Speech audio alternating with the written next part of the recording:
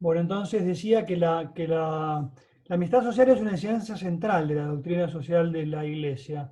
La caridad como primera vocación de la Iglesia está llamada a ser vivida también en el ámbito de la sociedad y el modo en el que lo propone es el de promover dentro de la sociedad una amistad que sea la que inspire las relaciones entre todos los que en ella participan.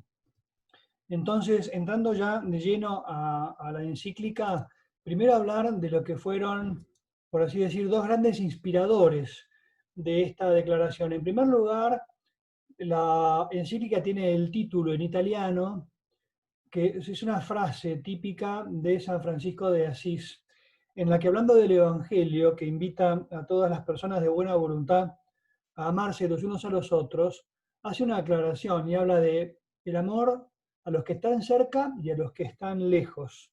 De alguna manera el Papa tiene en la cabeza un mundo muy dividido y dividiéndose de un modo también acelerado, y entonces quiere hacer una propuesta de convivencia que se fundamente en valores cristianos y en valores evangélicos.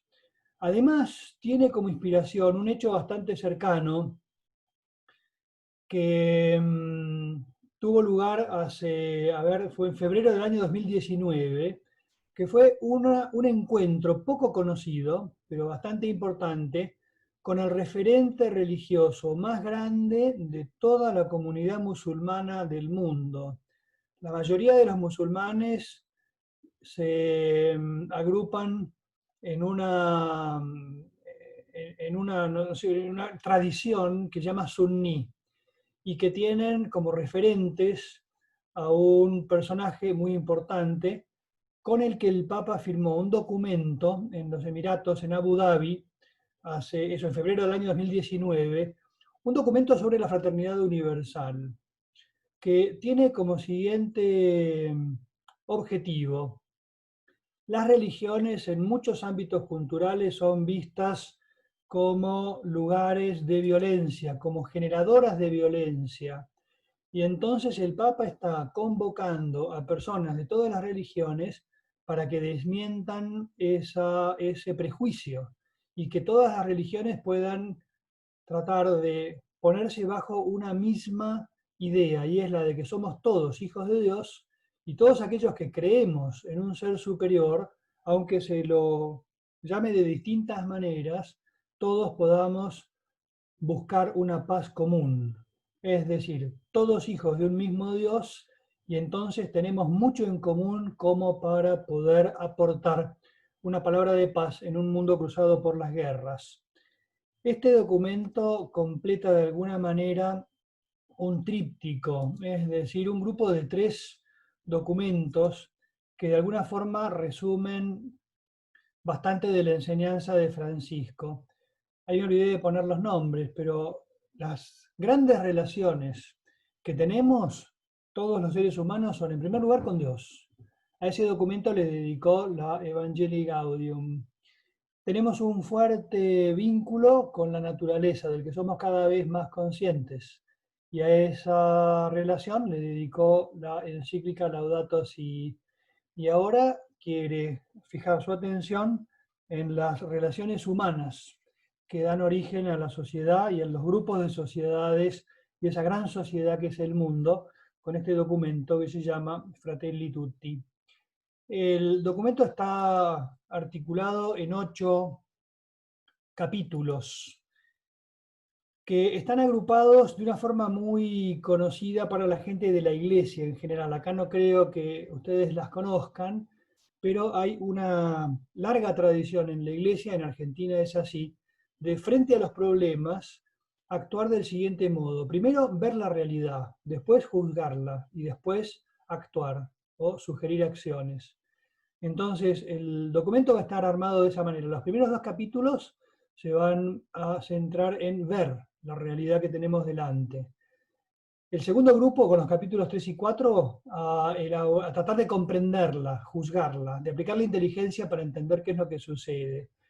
Y en la tercera parte, con los capítulos del 5 al 8, sugerencias para poder aportar algo. Entonces, en la primera parte, que ocupa los capítulos 1 y 2, va a hablar del mundo, en el cual hay una fuerte presencia de grietas, de movimientos regresivos, dice el Papa. Estamos perdiendo costumbres de convivencia, estamos como retrasándonos en avances que habíamos tenido, y se están produciendo luchas que son regresiones, es decir, volver atrás en logros sociales que eran bastante positivos, lo cual genera violencia y por lo tanto miedos, que a su vez despliegan más violencias. Y entonces en el capítulo 2 va a ser un gran aporte de lectura, va a decir, vamos a tratar de proponer algo que sirva como solución. Y entonces va a proponer la lectura de la parábola del buen samaritano. En el siguiente grupo de capítulos, en el 3 y el 4, va a tratar de hacer un análisis de las relaciones que hay en el mundo. Y entonces va a hacer una distinción jugando con un autor contemporáneo bastante conocido, que la sociedad se conforma no solamente con la convergencia de socios, sino que él propone que la categoría de socio deje lugar a la categoría de prójimo, es decir, mirar al otro no solamente como un individuo frente a mí, con el que puedo tener algún tipo de pactos, sino con una propuesta mucho más proactiva y mucho más comprometida de ver al otro como un amigo, como un prójimo al que puedo atender. Y entonces va a hablar de lo que supone esa consideración del otro como prójimo y no solamente como socio. Y cuando pase a la tercera parte, a las acciones sugeridas, va a prestar atención a varios temas de bastante interés, creo, también para nosotros. Ahí van con palabras difíciles, cuál es el propósito que hace el Papa Francisco. Va a buscar aplicaciones concretas de la nueva hermenéutica, es decir, va a tratar de invitar a todos a interpretar de un modo distinto muchas relaciones que hoy están dadas de modo problemático. Entonces, una nueva hermenéutica para construir una sociedad que esté basada en valores más positivos. Y entonces va a hablar de la caridad, de lo que significa la caridad, de los contextos en los que hay que vivir la caridad, y después va a detenerse en algunos temas muy puntuales como los de la guerra, la pena de muerte y otros temas parecidos, no muchos más. Y el último capítulo, el 8, va a hablar del lugar de las religiones. Acá lo voy a dejar para el momento en el que lleguemos. Entonces, entrando de lleno al desarrollo de la encíclica, en la introducción creo que es importante ver esto, lo que les decía al principio. El Papa hace una fuerte propuesta de la amistad social como criterio para organizar las sociedades. Piensen ustedes la sociedad argentina, tan cruzada por grietas, tan cruzada por oposiciones, e invita a pensar esa sociedad con criterios distintos a los del equilibrio de poderes, por ejemplo. Una sociedad con diferencias, pero en las que el diálogo desde las diferencias tiene que darse desde la propia identidad. Es decir, uno puede tener un pensamiento muy distinto al de otros, y el diálogo no supone que uno tenga que renunciar a sus convicciones para acomodarse a las del otro, sino que lo que propone es que se puede recorrer un camino de valores comunes con convicciones distintas. El Papa hace una referencia, porque la terminó después del arranque de la crisis del COVID, que la crisis de la pandemia ha puesto en evidencia la incapacidad de muchas sociedades de encarar la crisis. Como que se ha encontrado con muchas contraposiciones, violencias, puntos de vista que llevan a discusiones sociales que no son constructivas, y entonces de alguna forma se confirma la voluntad de hacer una propuesta que pueda ayudar a construir una sociedad mejor. Esa es la idea. Entonces, la encíclica está estructurada en 8 capítulos. Leemos los títulos, después los vamos a ir recorriendo despacito, uno a uno.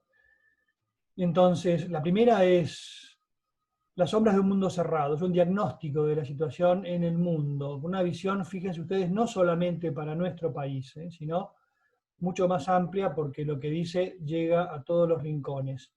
El segundo capítulo lo va a dedicar con ese título, Un extraño en el camino, al modo en el cual uno puede aproximarse a las necesidades de un prójimo lastimado. En los capítulos 3 y 4 propone leer las relaciones en la sociedad pensando y gestando un mundo nuevo. Es una propuesta de pensar una manera nueva de organizarnos en el mundo. Y una propuesta que no se cierra solamente a la solución de problemas locales, sino que es un corazón abierto al mundo entero. Y los capítulos 5, 6, 7 y 8, que se van a dedicar a temas mucho más puntuales que vamos a ver ahora a medida que vayamos avanzando. La manera en que voy a proponer lo que estamos haciendo es el siguiente. Por un lado, voy a presentar una diapositiva con los temas principales que se tocan.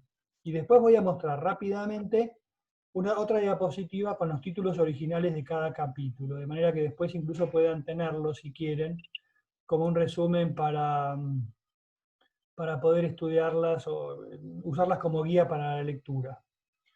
Entonces, entrando al primer capítulo, el diagnóstico que hace sobre el mundo de hoy es el de un mundo en el cual hay muchos conflictos y que esos conflictos llevan a que las sociedades se cierren sobre sí mismas y traten de resolver los problemas desenganchándose de los problemas de los demás. Es una gran tendencia que está en boga en todo el mundo con el surgimiento, por ejemplo, de nuevos nacionalismos, es decir, de naciones que se cierran a sus propios intereses desinteresándose de los demás. Y esto lo denuncia como un desarraigo de logros que en otros tiempos se habían tenido, un mayor diálogo entre naciones, una mayor armonía entre naciones, una paz que nunca fue total, pero que podía de alguna forma considerarse más o menos positiva. La sociedad ha pasado un momento de deconstrucción de valores, es decir, hoy en día es muy difícil hablar de valores comunes, porque hay una gran disgregación en el pensamiento y la gente está como muy desconcertada en esto. También los líderes políticos, que no saben cómo lograr armonía dentro de los países. Pensemos en el nuestro. Hay una profunda división en muchos ambientes, con grietas entre pensamientos políticos, grietas a veces de índole social, grietas de índole cultural, que produce que aquellos que están en algún lado de la grieta, por decirlo de alguna manera, se cierren a su propia comodidad sin terminar de aceptar a los que están fuera. Eso crea grupos cerrados que a su vez dan lugar, es muy interesante cómo el Papa habla de cómo en los grupos cerrados siempre surgen mafias, porque son formas de protegerse en ámbitos en los cuales uno no sabe dónde poner su seguridad. La sociedad contemporánea está muy marcada por un fuerte desarrollo de la técnica, pero que no ha sido acompañada por el desarrollo de la ética. Se desarrollan técnicas que no prestan atención al lugar del individuo, al lugar de la persona y a los derechos de las personas. Esto ya había sido muy criticado en su momento por el cardenal Ratzinger, ya como el Papa Benedicto XVI. Y entonces se ha buscado como modelo de sociedad una sociedad del bienestar que no apunta tanto a una felicidad compartida. Esta división es bastante interesante porque dice el Papa, la sociedad del bienestar es tratar de maximizar el bienestar de los individuos, pero los individuos no necesariamente aprenden a compartir. Si son solamente individuos, les falta la dimensión de hermanos. Si ellos están satisfechos, pueden desentenderse de los demás. Y más que una sociedad de bienestar, hay que buscar una felicidad compartida, poniéndola en línea con lo que decíamos antes de la amistad social. Y esto produce que muchas veces en la sociedad esos grupos cerrados traten, por así decir, de sobrevivir ellos mismos y entra en juego una especie de lectura de sálvese quien pueda, lo cual termina siendo un todos contra todos, ¿no? Yo creo que podría hacer alguna referencia más local, pero prefiero no hacerla porque son bastante fuertes y muy comprometidas. Una típica división, grieta que está muy presente es la división que se produce en las redes y en los medios. Hay como una fuerte invasión de discursos violentos que denigran a los que piensan distinto. Y entonces los medios y las redes se han convertido más en lugares de lucha y de ataques y de latigazos que en lugares donde se encuentran los que piensan distinto. Es también una denuncia que es bastante concreta y que el Papa propone como algo necesariamente invitado a cambiar, algo que hay que cambiar, algo que tenemos que cambiar. Y en este sentido, de alguna forma, invita a los protagonistas, habla de los líderes, ¿no? Tenemos crisis de liderazgo, porque hay personas que no son capaces de buscar el bien común de un modo armónico, y muchas veces lo que proponen son justamente contraposiciones. Y el Papa lo que dice es que incluso en todo este ambiente tan negro que nos presenta y que ha puesto en evidencia de alguna forma la crisis de la pandemia, hay esperanza, porque siempre hay esperanza, porque siempre hay capacidad del hombre de buscar nuevos caminos. Ahí agregué una frase que no la usa el Papa, pero dice, frente a todo este ambiente negativo que nos rodea, realismo, uno puede decir, es poco realista tu propuesta. Una gran conversación que tuvo Albert Camus con Simone de Beauvoir era así una propuesta bastante jugada y Simone de Beauvoir le dijo que era un ingenuo, que no era realista. Y entonces Camus le respondió, realismo es atreverse, es decir, ante lo imposible hay que intentarlo, porque es lo que la inteligencia nos dice. Recojo entonces acá los títulos de la primera parte. Habla de sueños que se rompen en pedazos, el fin de una conciencia histórica, de valores que se han perdido, un mundo que vive sin un proyecto para todos, grandes ámbitos de la sociedad han caído en el descarte porque no son productivos para los criterios de la sociedad contemporánea, lo cual ha creado conflictos y por lo tanto miedo en grandes partes. Una globalización que puede ser un gran valor debe tener un rumbo, porque si no, por sí misma no va a resolver los problemas. Las pandemias y otros flagelos de la historia han sido una muestra de todo esto. El Papa se va a detener a hablar de las migraciones, que es un problema bastante gordo que estamos viviendo, y después le va a dedicar grandes párrafos al tema de la comunicación, cómo el exceso de información no es necesariamente comunicación, y cómo la comunicación requiere buena voluntad por parte de aquellos que participan y que requiere de una sabiduría que no está presente muchas veces en el diálogo común. Entonces, pasamos al capítulo 2, que es, decía, el corazón de la encíclica. Alguien me pasó, no sé si alguno de ustedes leyó por ahí un artículo en el que acusaban al Papa de haber escrito un documento que podía ser masónico. Perdónenme la palabra porque voy a ser muy fuerte. No se puede decir tal estupidez, que supone muy mala intención. Leer el documento del Papa como una propuesta en la que el valor cristiano no tiene un valor radical es no haber leído la encíclica, porque el corazón es una enseñanza de Jesús, que es la parábola del buen samaritano, un cuento que Jesús se inventa para hablarme de cómo deben ser mis relaciones con los demás. Un hombre bajaba de Jerusalén a Jericó y se encontró a mitad de camino con una banda de ladrones que después de golpearlo y dejarlo casi muerto, lo privaron de todo. Pasaba por ese lugar un sacerdote que dando un rodeo evita cruzarse con ese hombre y sigue de largo. Más tarde un levita ve también al hombre tirado en el camino y sigue de largo. Sin embargo, un samaritano, un hombre de un pueblo ajeno y enemigo de los judíos, tiene compasión y se acerca a aquel hombre y comprometiendo su tiempo, sus recursos y su propia seguridad, se acerca a recibir, a acoger y a sanar y acompañar a el golpeado. Esa, dice, enseñanza de Jesús es la que yo querría proponer para pensar nuestras relaciones en el mundo de hoy. Corremos la tentación de decir, si yo tengo mis problemas resueltos, entonces me puedo sentir tranquilo. Y entonces vivo en un grupo cerrado. Por ejemplo, el caso del sacerdote o del levita. Ellos tenían sus propios intereses. Se encuentran con una persona en el camino, pero siguen de largo.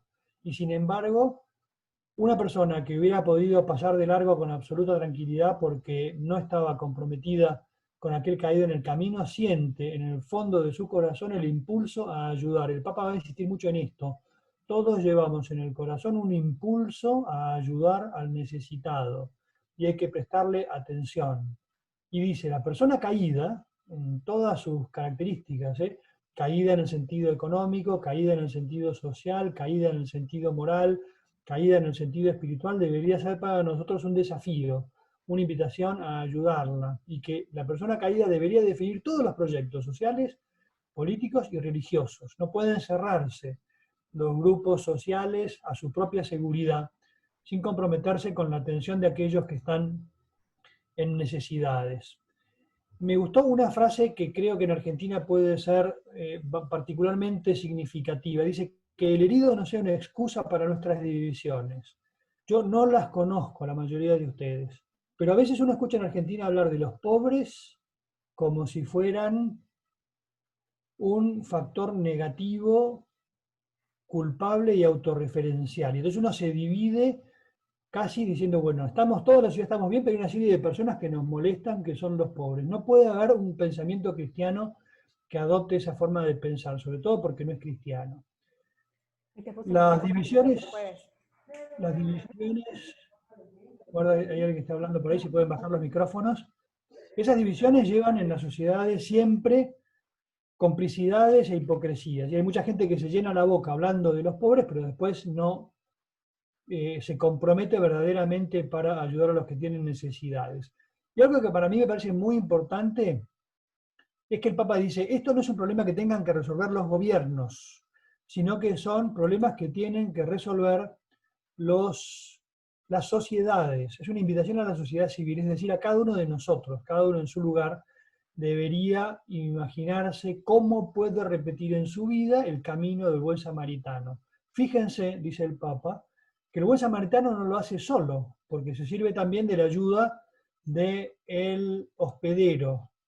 Y nosotros también deberíamos buscar un nuevo nosotros. Acá es un desafío muy grande, por ejemplo, al grupo de los que estamos acá. Que no sea solamente un decir que el gobierno haga algo como si fuera el responsable de todos los problemas y las soluciones, algo que es muy típico de nuestra cultura. En la cultura anglosajona se vive de un modo distinto. Los títulos entonces del capítulo 2 son el trasfondo de la parábola del buen samaritano, la atención al abandonado, pensar que es una historia que se repite en todos los tiempos, el Papa va a hacer atención a los personajes, sobre todo a los de los grupos cerrados, al sacerdote, al levita y después al samaritano, y hay una invitación a recomenzar desde esa enseñanza.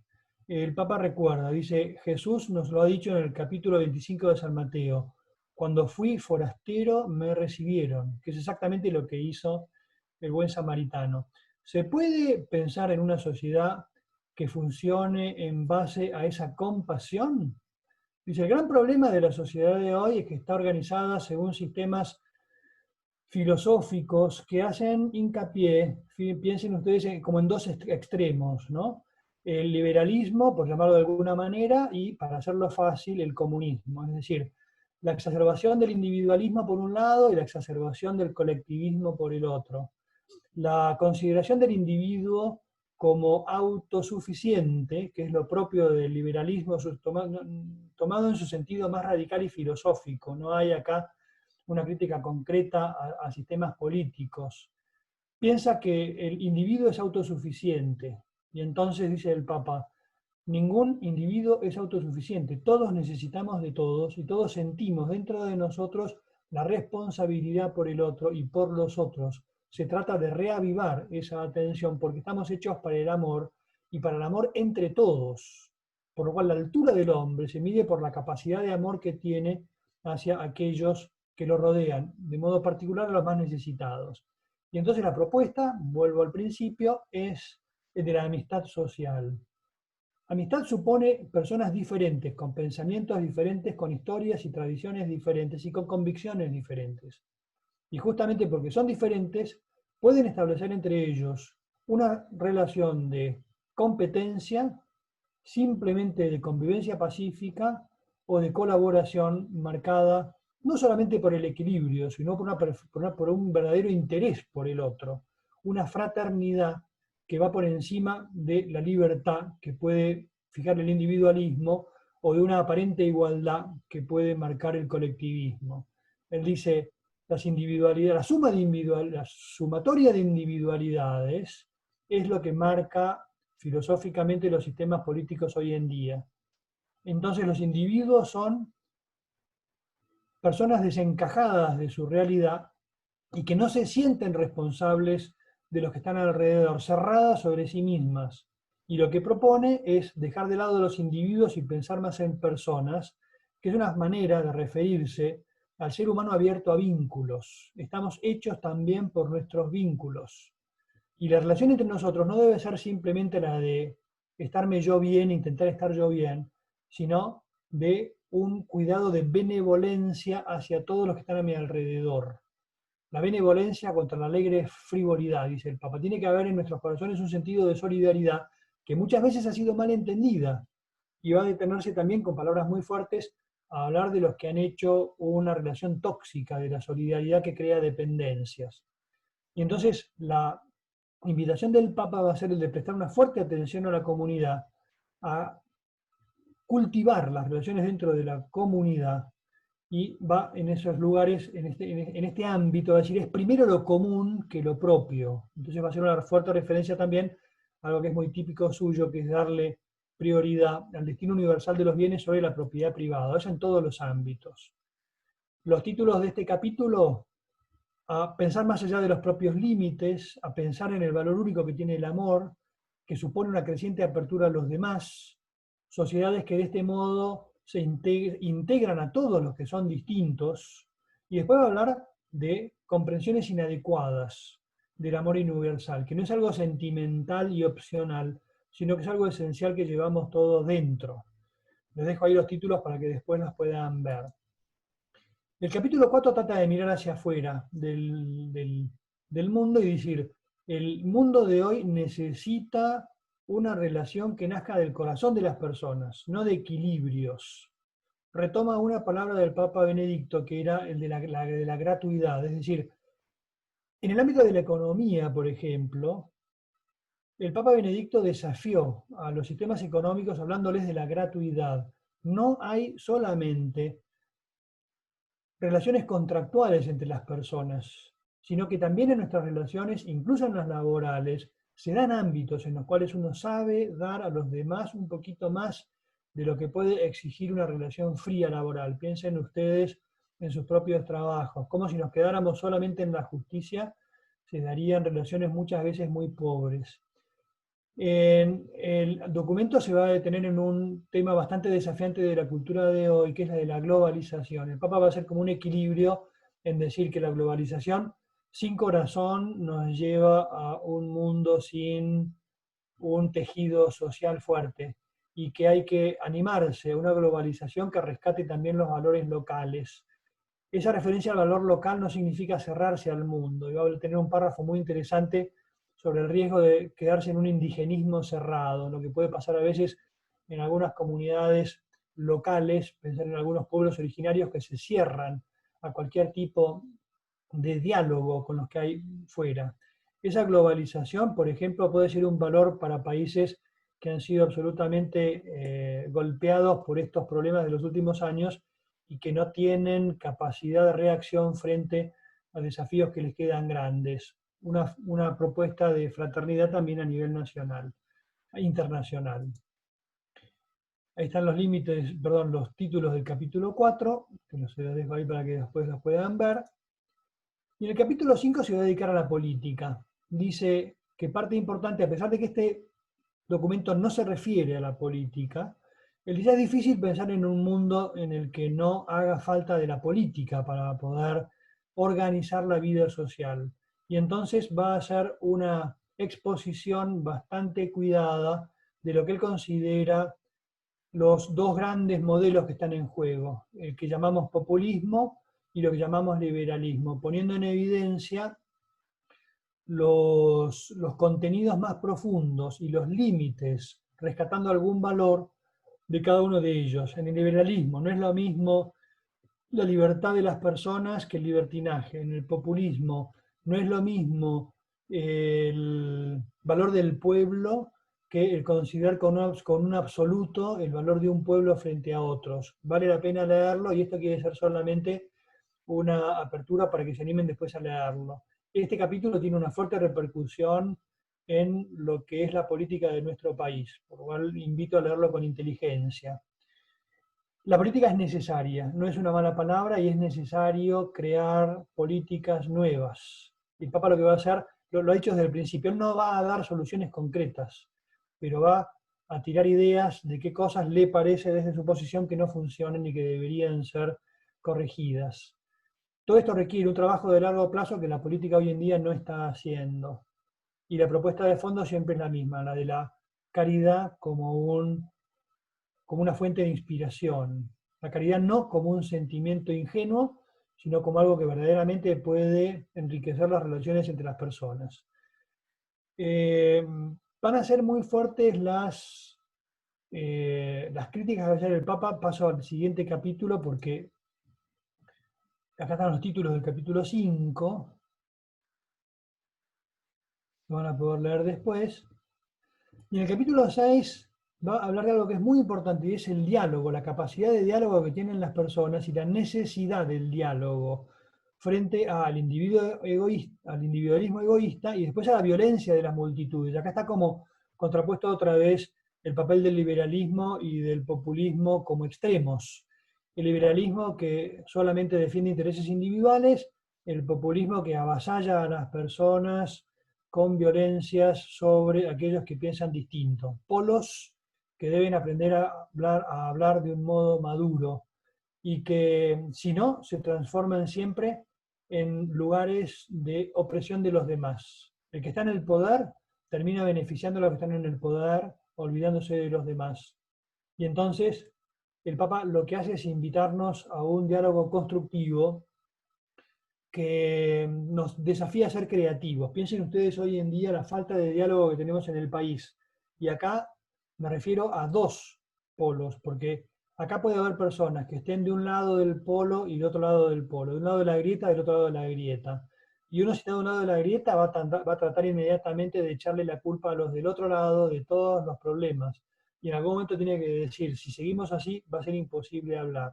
Todos los criterios de diálogo que el Papa propone pueden ser muy ricos para que los reflexionemos todos.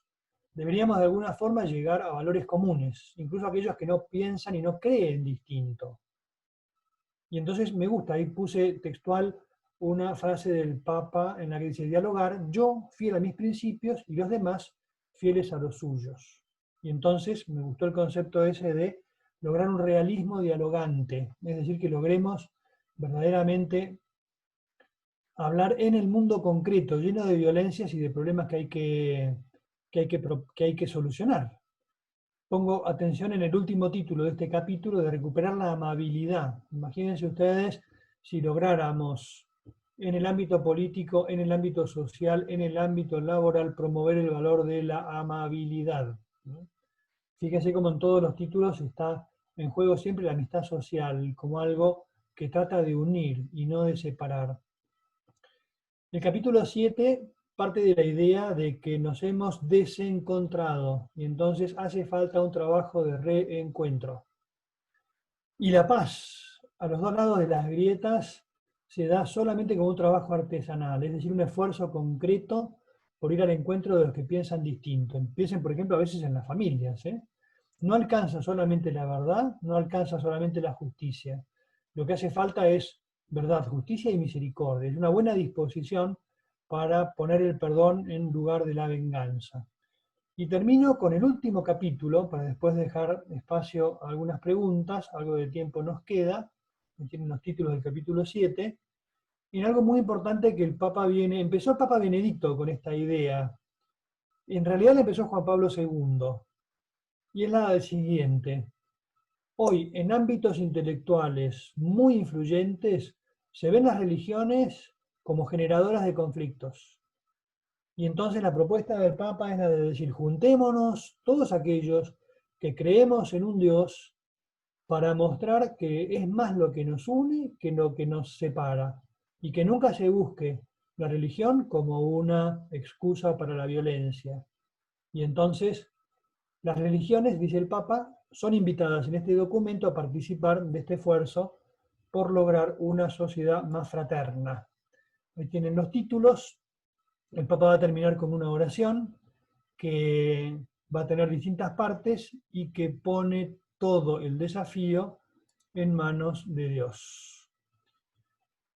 Hasta acá llego yo, termino con la presentación y abro el espacio para preguntas. Quien se anime, que abra el micrófono o que pregunte por el chat. Todo un poco rápido, pero como es un documento importante, me parece que era bueno tirar ideas rápidas y por lo menos para guiarse después en lo que puedan llegar a sacar. Bueno, padre, a mí me parece muy buena su exposición. He estado leyendo algunas cosas, algunos comentarios, y entre eso está la parte que usted dice que la palabra fuerte está de que es una estupidez lo que se está diciendo respecto a la encíclica, ¿no? Pero sí leí en estos días un comentario donde hablaba de que la encíclica estaba de acuerdo, o el Papa estaba de acuerdo con esto que se anda hablando del nuevo orden mundial. Hay que leerla para darse cuenta de que es una afirmación frívola. Uno puede sacar una frase y sacarla de su contexto, pero esa afirmación, para empezar, es abstracta, porque habría que ver qué significa el nuevo orden mundial. Por lo cual, creo que la afirmación esa es una afirmación desenfocada, en mi opinión. Me parece que el Papa es enormemente crítico con el orden mundial y justamente lo que hace es proponer una manera distinta de pensar el orden mundial, no desde el equilibrio de intereses, sino desde una fraternidad pensada de modo distinto. Gracias. Inés Marino pregunta, profundizar en la idea de la propiedad privada. Hay una gran denostación, hay una gran crítica al Papa en Argentina por su supuesta, yo la desmiento desde el principio, ¿no? Lo voy a decir con palabras populares. El Papa es peronista y entonces piensa como peronista y actúa como peronista. Eso, perdónenme, es una estupidez, es decirlo así, perdónenme, es como muy directo. El Papa lo que tiene es una profunda formación en doctrina social de la Iglesia y entonces lo que hace es proponer en todos los tiempos, como hicieron Juan Pablo II, Benedicto y todos los papas de la historia, una serie de verdades que a veces son incómodas.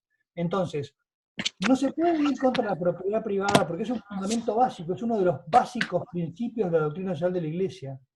Lo que el Papa hace hincapié en que, y esto lo cree desde el libro del Génesis, la Iglesia, que antes de la propiedad privada está el destino universal de los bienes. Piensen ustedes en el momento de la creación, Dios le entrega a Adán y Eva un mundo y les da una tarea en primera, en segunda persona del plural.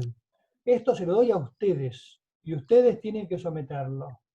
Por lo cual hay una invitación a que, por supuesto, cada uno tenga su propia propiedad, porque es un mecanismo natural de cuidar de lo propio y de crecimiento y de desarrollo, pero lo tiene que hacer sabiendo que tiene responsabilidad también con los demás. Entonces, decir que el Papa ataca la propiedad privada es no conocer su enseñanza, y sí entender que el Papa es crítico con determinadas se dice determinadas actitudes frente a la propiedad privada, si la propiedad privada no es un absoluto. Piensen ustedes en los impuestos.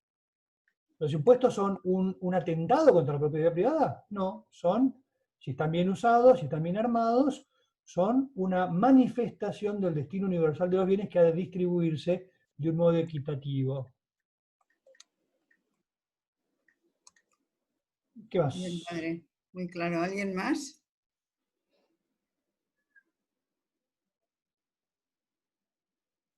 El Papa ha dicho algo sobre las leyes que favorecen o ahondan la grieta, aunque empieza distinto. Yo creo que hay que leer muy despacito el capítulo 5. Y perdonen, acá voy a ser un poquito picante, si me lo perdonan. La mayoría de los acá presentes están de un lado de la grieta. Y entonces eso es un gran problema, porque te puede llevar, algunos dije, algunos niegan, pero algunos están del lado de la grieta. Entonces, uno puede pensar que es muy fácil echarle las culpas a los del otro lado de la grieta. Yo tengo que pensar que los del otro lado de la grieta tienen verdades que comunicarme. Y entonces mis afirmaciones no tienen que ser necesariamente radicalmente opuestas a su visión, sino que tengo que entender sus posiciones y darme cuenta de qué valores tenemos en común. Y entonces construir sobre lo común y en las diferencias dialogar para buscar soluciones de compromiso. Acá hay algunas que están metidas en la política, por lo cual saben lo que es el compromiso, sin renunciar a la propia identidad. Por lo cual Han salido muchos artículos muy interesantes, yo le voy a mandar uno, escrito por un uruguayo, que dice, es impresionante, porque cuando el Papa critica, The Economist, un diario ultraliberal, una revista, cuando The Economist critica al capitalismo, todo el mundo dice, sí, qué desastre en algunos aspectos del capitalismo. Las mismas cosas las dice el Papa, yo las tengo comparadas. Las mismas las dice el Papa y dicen populista, peronista, antimoderno, no sé qué, ¿en qué quedamos? Estuvo la semana pasada Collier, un famoso economista en el coloquio de ideas, hizo las mismas críticas que hizo Francisco al capitalismo, después dijo lo podía. Y encima las dice Francisco y todo dice peronista, populista, no sé qué, por favor. Digo, hay que ser más serios. A ver, los medios en Argentina han maltratado mucho al Papa y han distorsionado su enseñanza, por lo cual los invito a leerla directamente. ¿Qué más? Padre, ¿se le ocurre algo que nosotros podríamos hacer para subsanar la grieta? Para empezar, que creo que es una excelente idea leer despacito el documento y reflexionar en las propuestas que hace. Y después leerlo con un fuerte sentido crítico personal. Por supuesto que después podré criticar a otros, pero primero me tengo que criticar a mí mismo. Y tengo que darme cuenta de qué cosas me hablan a mí.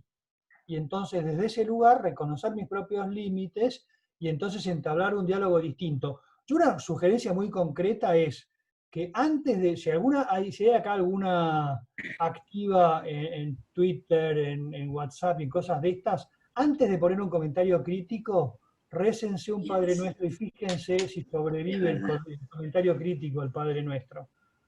Porque a veces, muchas veces decir, mejor no escribo nada, ¿no? Primero lo pienso y me doy cuenta de qué valores hay en aquel que piensa distinto. Bueno, hay que, como usted dice, hay que rezar. Y rezar, por supuesto. Hay que rezar y trabajar también, y hay que trabajar seriamente por este mundo nuestro, ¿no? Acá, insisto, cada uno de nosotros está en lugares distintos. Mucha creatividad, pero ayer escuchaba alguna joven de 20 y tantos que se estaba poniendo de acuerdo con otras amigas para ver qué podían hacer en este sentido. Y estaban como pensando y queriendo ser creativas, o sea, hay mucha gente que quisiera poder hacer algo y concreto a favor de los demás y también para su propio desarrollo dentro de un camino correcto, ¿no? Sí, lo más divertido de esto es que no me pidan a mí que dé soluciones que la creatividad de cada uno de nosotros tiene que dar, ¿no? Es decir, yo estoy haciendo mis cosas y tengo reuniones con personas, pensamos cosas juntas. No, pero lo divertido es que no se trata de eso, que me digan lo que tengo que hacer, sino al revés. Es como decir, ¿qué se me ocurre a mí en mi ámbito? ¿No? Por ejemplo, acá pregunta Verónica. Hola, Vero. ¿Hay alguna forma de mitigar tanta división y violencia en las redes? El otro día en un coloquio sobre estos temas, es muy problemático eso, ¿no? Porque decir, ¿cómo hacer callar la violencia en la comunicación en las redes? En Twitter, por ejemplo. Y los es medios. Un lugar tóxico, es un lugar tóxico, y entonces una de las primeras cosas sería, nunca respondas de un modo tóxico a un comentario tóxico. Sí. Y entonces hay que ensayar la imaginación para siempre responder de un modo propositivo, lo suficiente, como dice Jesús en algún momento, yo los mando como ovejas en medio de lobos. Y entonces tienen que ser sencillos como palomas y prudentes como serpientes. Y en otro momento dice, qué lástima que los hijos de este mundo son más piolas que los hijos de la luz. No dice piolas, pero más listos, ¿no? Entonces es un desafío, como diciéndonos, a ver qué se les ocurre a ustedes, son inteligentes, son personas formadas. Fíjense ustedes. Yo creo que es clave lo de nunca, jamás devolver mal por mal. Porque eso no es cristianismo.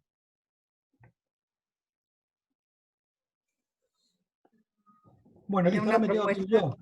Perdónenme, pero ahora me tengo que ir yo porque tengo otro compromiso que me están esperando. Muy bien, padre. Muchísimas gracias. Les agradezco.